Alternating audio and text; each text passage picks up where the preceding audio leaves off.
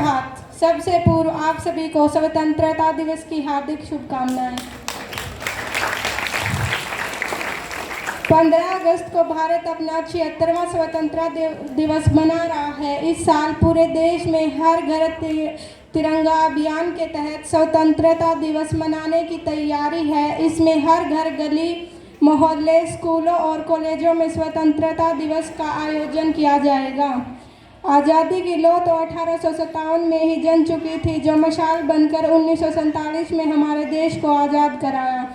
आज़ादी के पूर्व देशभक्ति के मायने कुछ और हुआ करते थे और आज़ादी के बाद देश के मायने कुछ और हुआ करते हैं। मैं नहीं मानती कि राष्ट्रगान के 52 सेकंड में खड़े हो जाना या वंदे मातरम, भारत माता की जय के जोरों शोरों से नारे लगाना ही देशभक्ति है।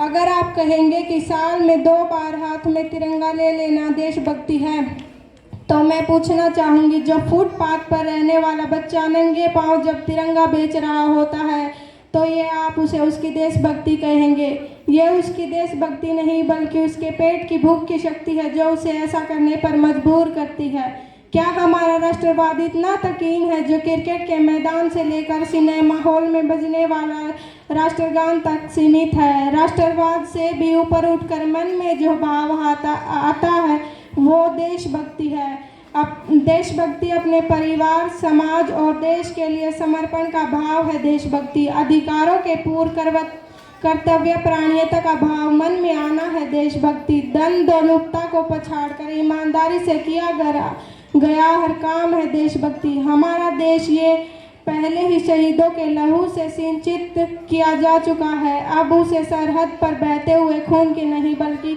हर एक नागरिक की नसों में उबलते खून की आवश्यकता है। अब इसे आवश्यकता है एक पौध की, चाहे उस पर फल न लगे, परंतु उसके फूल देश के चरणों में अर्पित हो सके।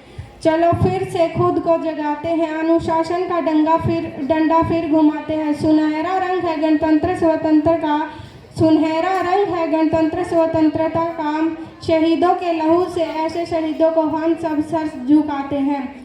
ना जियो धर्म के नाम पर, ना मरो धर्म के नाम पर ना जियो धर्म के नाम पर, ना मरो धर्म के नाम पर। इंसानियत ही है धर्म वतन का, बस जियो वतन के नाम पर। कुछ नशा तिरंगे की आन का है, कुछ नशा मातृभूमि की मान का है। हम लहराएंगे हर जगह इस तिरंगे को, ऐसा नशा ही कुछ हिंदुस्तान की शान का है।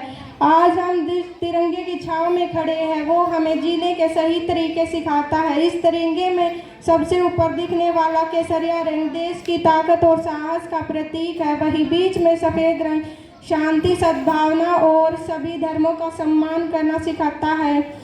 तिरंगे के सबसे नीचे पट्टी पर हरा रंग देश के विकास और समृद्धि का प्रतीक है। झंडे के बीच में बना अशोक चक्र हमें निरंतर आगे बढ़ने के लिए प्रेरित करता है। भारत की संस्कृति उसके झंडे में देखी जाती है। साथियों, हर भारतवासी के लिए उसका देश सबसे पहले आना चाहिए। भारत दुनिया का सबसे बड़ा लोकतंत्र है। यहाँ की संस्कृति और सभ्यता का हमें नमन करना चाहिए। आइए इस शुभ अवसर पर राष्ट्र निर्माण, देश के लिए विकास और सम्मान बनाए रखने का संकल्प लेते हैं। स्वतंत्रता दिवस के इस पावन पर्व की आप सभी को ढेर सारी शुभकामनाएं। आइए पूरी ताकत से बोले भारत माता की जय। जय हिंद, जय भारत।